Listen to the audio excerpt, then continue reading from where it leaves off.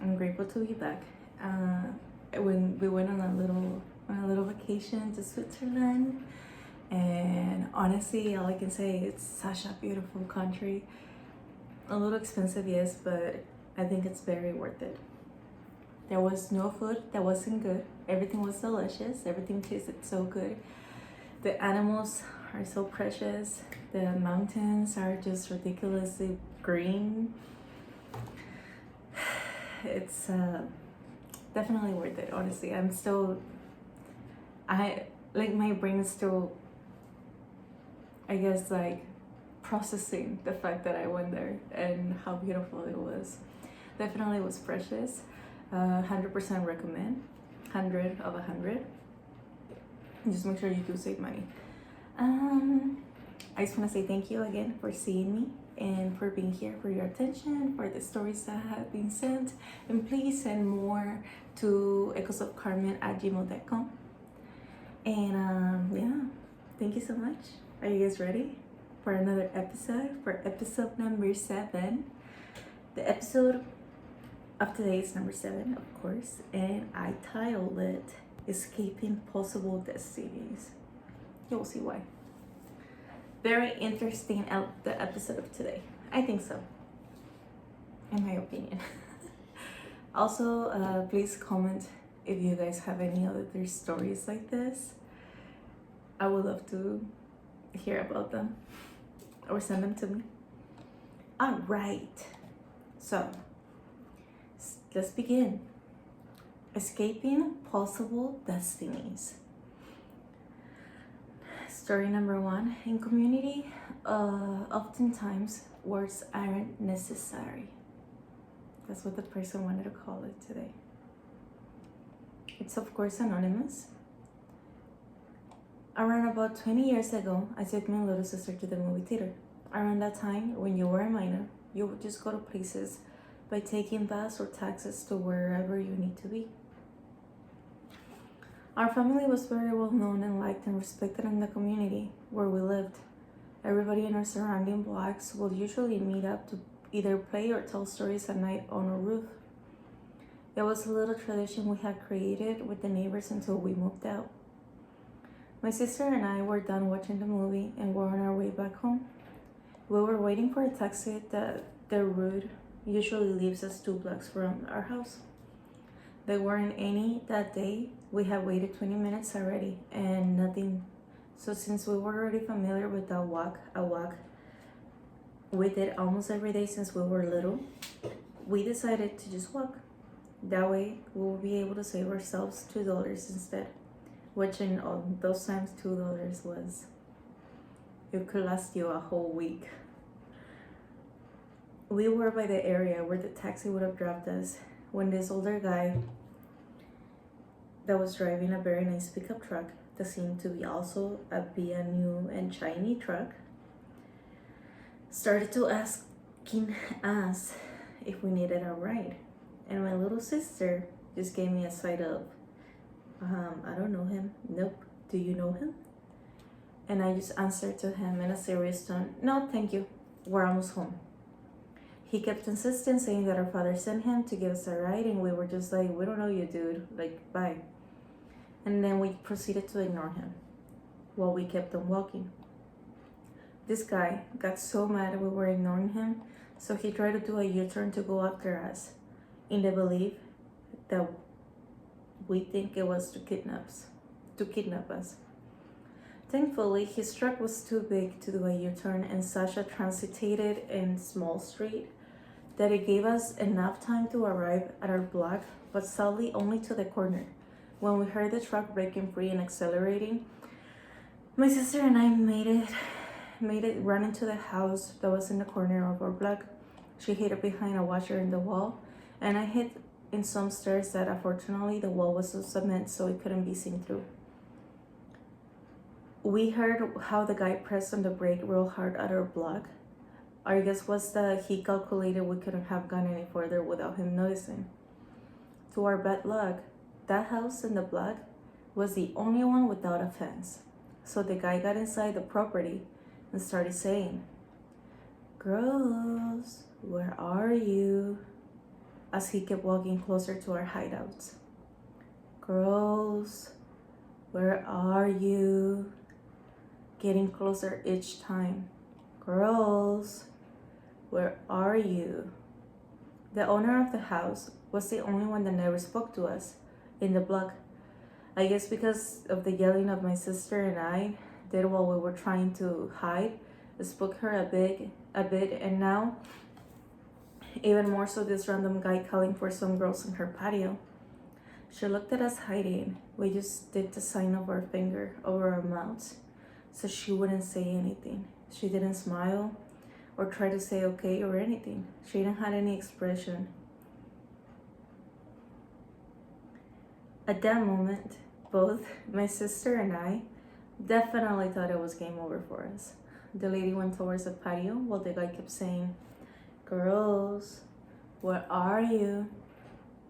She went straight to him and just told him, "Excuse me? What are you doing here? This is my home. No one else lives here? Are you looking for someone? Because I'm the only one here. So shoo, go away. Go away already, shoo."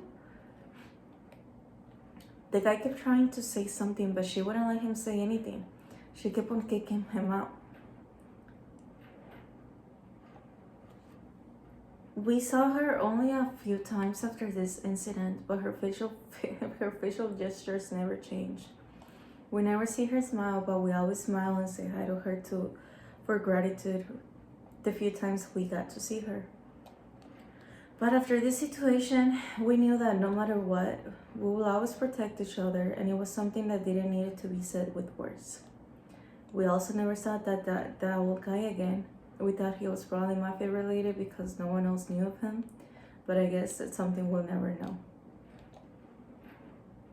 ¡Qué fuerte! I think that's just very powerful because a lot of the times we get surprised by strangers, lending a hand or defending us or doing something for us that was not expected, because they tend to they have a facade of being mean or just no facial expression. But I think those people in the end are probably the more trustworthy ones, because they're just cautious. I just thought it was crazy. It's crazy. It's crazy here. Yeah. I love you, Mexico, but sadly you are dangerous.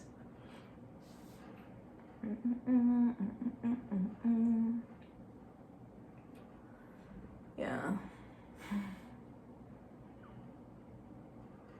I'm just glad nothing happened, and it's true though, when the community actually helps each other out like this, it creates something very beautiful, in my opinion. I used to have a community like that on the first house that we lived on, but after we moved from there, it was never the same.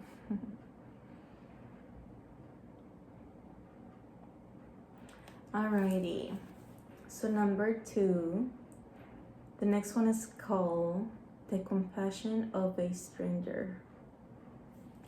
This one is kind of ugly too, so hold yourselves. Hi, about 10 years ago, I was trying to give my daughter dual citizenship from the States, so we had to get to the United States Embassy at Juarez in Mexico.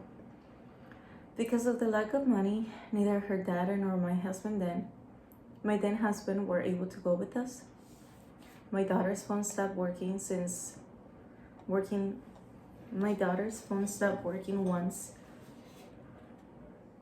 the day before it happened. And since my phone was a gringo one, the reception back then in Mexico will come and go as however the phone may want to.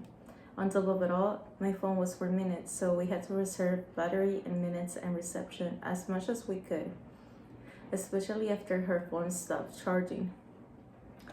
we stayed at a wannabe commune where people would stay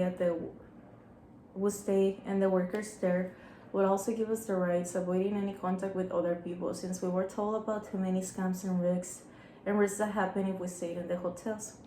Taking taxes and all of that, which ends up exposing ourselves a little too much eventually, and people getting scammed because of it.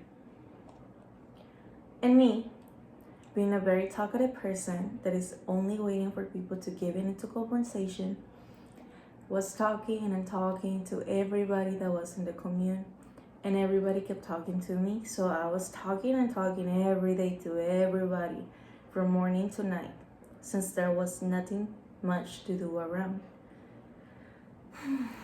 On the third day, my daughter told me, "You're exposing us too much. We don't know these people. You can be sharing that much information with anybody. You need to stop talking so much. You're so wrong." I didn't listen to her because, we haven't really lived together with each other for 10 years, and at the time she just appeared unfriendly, mean, and at times it seemed like she thought she was better than everybody else. Plus, I haven't lived our vacation in Mexico for 10 years. I guess I have forgotten the 10 years of living in there. But my daughter did befriend the manager of the commune, which turns out was an associate of the business owner. He asked for marital advice and advice for life in general. He was a good guy and helped us around when we needed my daughter's dad to send us money. So we ended up spending even more, because we ended up spending more money there than we expected, and that allows us to spend more time with him as well. The friendship grew in those few days that we were there, and it was all very nice. Sometimes we would go and talk into his office for a bit. He was making sure to be giving us updates all the time about my daughter's passport. But by the 6th day, this guy, the manager, sent one of the workers to call us to his office. But my daughter didn't like the way the worker was acting because she had to literally close the door to his face because he didn't want it to leave but also wasn't making any conversation. We went to the office and the manager simply said, "Look, pretend we are having a good time like any other day. Smile a little here and there. I don't want to scare you. But sadly, the owner has got her interest in you, lady. You should have listened to the daughter." Which to me was impossible. I thought somebody else had liked my daughter instead. It was even crazier because the wife of the owner and I talked every day and we were becoming such a good friends. Duh. We all make mistakes. And the manager continued, since he likes you now, he's willing to keep your daughter too, so nobody knows what happened to you guys.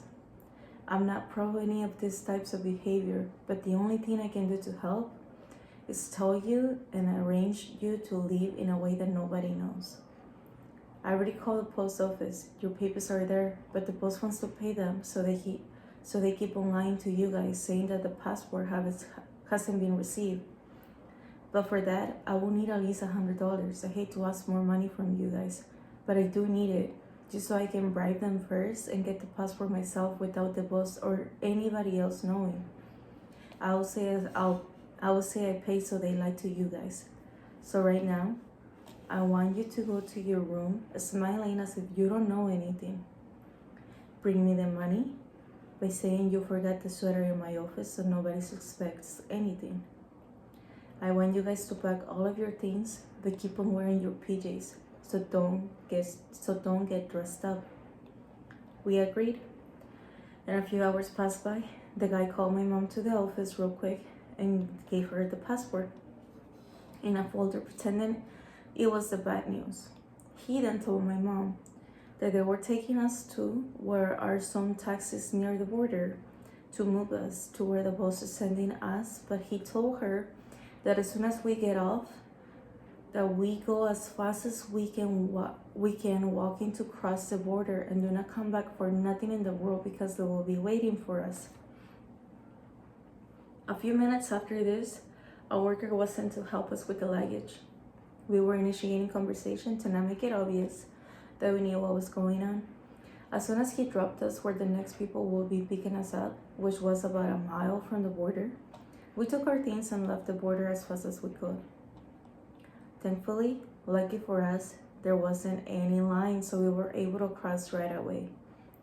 My daughter looked discreetly and said apparently they were having an argument for letting us go. The guy that dropped us and the one that was supposed to pick us up. We checked the prices for the buses, but sadly we couldn't afford transport through the States, and since our phones weren't working, we had no other option than to cross again to Mexico and leave through Mexico. My daughter and I changed clothes at a public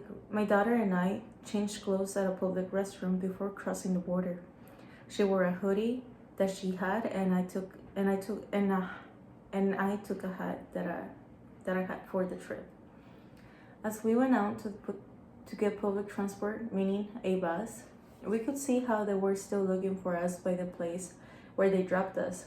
We got to the Greyhound station, and our bus to go home wouldn't leave until 2 more hours, which in that case was that we still had an hour and a half exposed to this type of men. We saw how one of them kept on following us inside the station, but we just kept on walking to the furthest corner that was near the restrooms and near our bus, just in case. Out of nowhere, this very tall, muscular guard stops the guy that was following us. I still think the guard was an angel, because as soon as they took this guy out, we never saw him again, the 2 hours that were left for the bus to leave. I will always be grateful for the favor God gave us with the manager of the place and for helping us, even though it could have meant risking his life and his family. We will always be grateful about that. One thing I do gotta say, lady, thank you for sending me your story, but I think sadly people can't be that friendly anymore. I don't think like everywhere to begin, in my opinion, but yeah, like maybe you should have listened to your daughter a little bit, especially since you were talking so much to the wife. Maybe because you guys got along, the guy was like, oh, maybe this can work. I don't know. I'm glad you guys made it, and I'm glad that God actually helped you guys, because I would have seen like an impossible there, to be honest. So yeah, thanks God, everything turns out for good, and you guys were actually helped by someone that probably has done this already. But yeah, I hope the guy is well too. Okay, the next one is called Listen to the Person Who Insists on Leaving. Usually, every year, the cousins will get reunited in Sonora. Sometimes in the winter, sometimes in the summer, but around maybe 15 to 16 years ago, we got all together in the summer to celebrate a family accomplishment. We were in a town that was just near Huatabampo. That's called Tzitabaros, because we also have family there. Usually, we always go there and we just dance, we spend time with our family, we tell us stories since we all live different lives in different cities and different states. And we just keep on going and having conversations and dances. That day, all of the girl cousins were feeling a little bit adventurous and with a little bit of curiosity to explore a little more than what usually our parents will let us. Taking advantage that the river had gone dry, we crossed it in the search of a tree that would give us enough shade and enough space for all of us to lay down on its branches. While we were looking for the tree, we found one in the middle of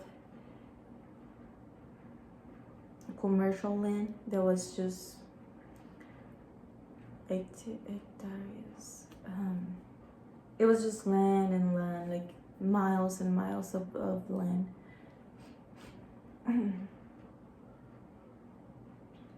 I would say after 6 miles of just walking around, we found a very big tree where all of us could have like a wannabe bed on the branches, and we just lay down there. And it was a very easy tree to climb. We have walked. Oh, once we finish. Sorry, guys, I'm trying to translate as I go. I'm trying something new. So once we had finished putting everybody up to date with our lives, one of our cousins out of nowhere started saying how these people also like had harassed her, like follow her, try follow her trying to kidnap her on her city, but thankfully it wasn't successful. Then our other cousins, they started to tell stories about people that were missing, people that were kidnapped, kids and ladies and older men alike that have gone AWOL on their missing, just completely missing on their cities. One of our cousins was trying to change the subject because she felt like we were calling that type of environment into our lives. But since she was the more religious of all of us, we were all like, oh yeah, sure, yeah, listen to those.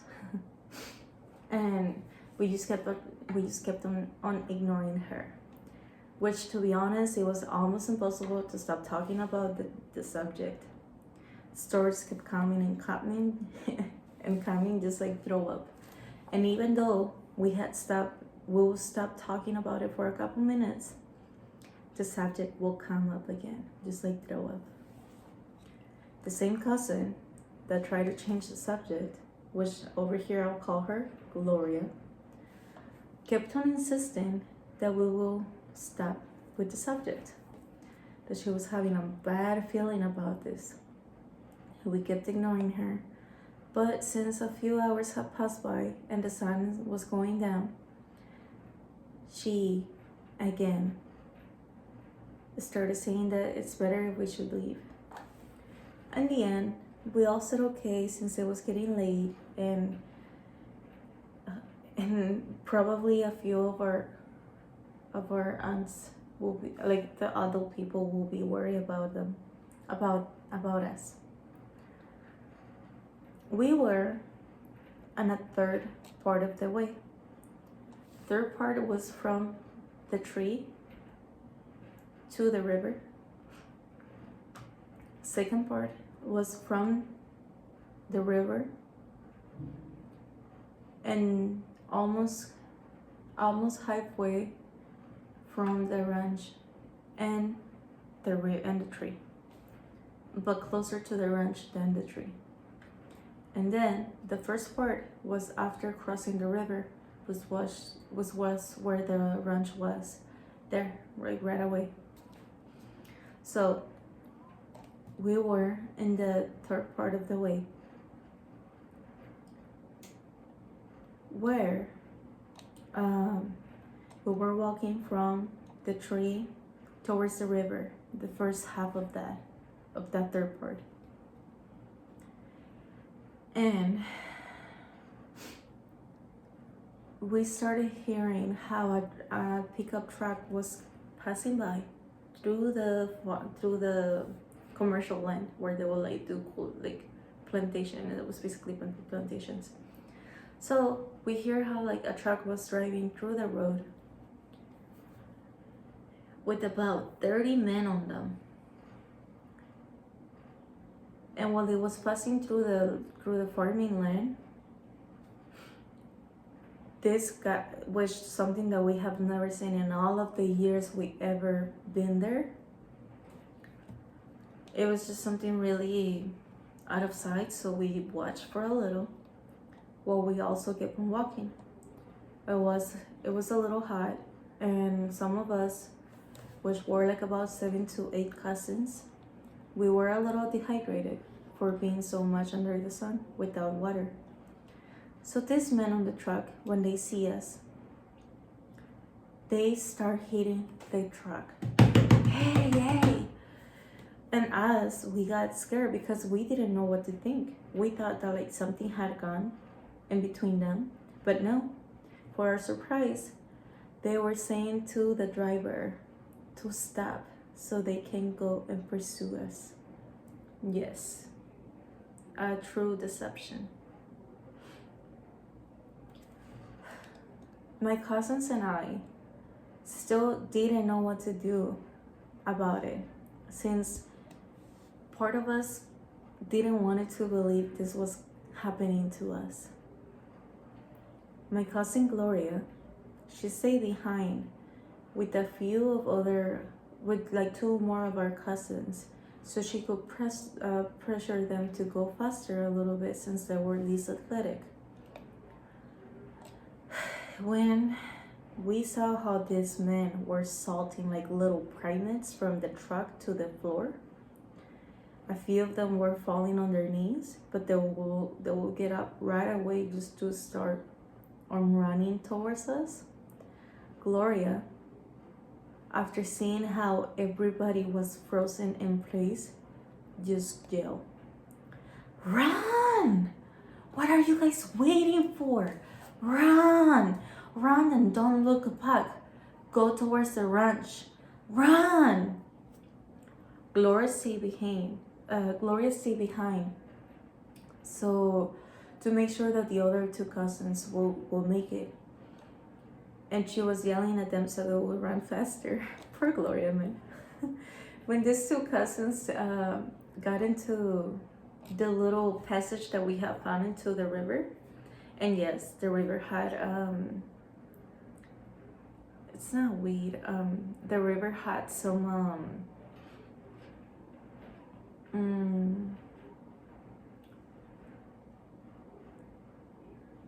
bushes.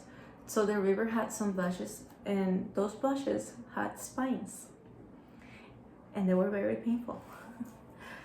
Yeah, and but since the passage was made by other people, we were able to just go through it. But we were the only ones that knew about the passage. So when these 2 cousins got into the passage, Gloria made sure that there was nobody else left behind. And when she was to the point to get into the passage, this older cousin, Deborah, she stepped and she got frozen in place again when she saw all these men that were getting in between the bushes with the spines, which to what we think was to corner us and just to get us without us thinking that they were gonna get us. And then Gloria sees her and she yells to Deborah, "Run! Run! Hurry up!" So Deborah looks to her and she just starts running. Deborah looks at her and she starts running. Gloria goes behind her, making sure that there's nobody else behind. This mediocrity of primates never reached us. I believe it was because the spines and the bushes end up trapping them instead. We always thought they were never from there, and when the men got back into the ranch, they did confirm that indeed they were not from there, that they were probably seasonal workers working the land. When we got there, Gloria told everybody to just calm down and that would tell our aunts once we have calmed down a little bit. But Deborah didn't listen. So she got inside the house, and obviously when they see her like all pale, all of the aunts got scared and asked what happened. We told them, but thank God nothing happened. That day, I was so grateful that we listened. I was so grateful to God that we listened to Gloria, even though she was so annoying about the time and about what we were talking. But she did make sure everybody made it back to the ranch, complete and alive. And of course, I'm also grateful for the spines of the river, because it didn't let them continue with the horrible plan they had towards ours. Not even one was able to cross the river due to the defensive spines, or the protective spines. How beautiful. I do like this one a lot because I feel like this was kind of like God protecting them through the nature, you know. I thought it was very beautiful. Because of the bushes, they were able to like made it back. Who was gonna think that some bushes will save your life? Some bushes with spines. But yeah, those are the stories of today. It also reminded me to, I forgot to look it up, man. But I'll bring it up next episode. But there's this verse that God gave me a long time ago on the Bible, from the Bible, and it's Exodus 14:14. It says, "You only need to stay still, and I will protect you. I'll fight your battles." I think that's very nice because we sometimes forget and we think we're alone, but God is always there, even when we think He's not. And yeah, of course, sometimes bad things happen because humans, we're evil, and we do things because we're humans, but it is what it is, you know. Like, I think if we trust that God is gonna take care of us, things like this will always happen.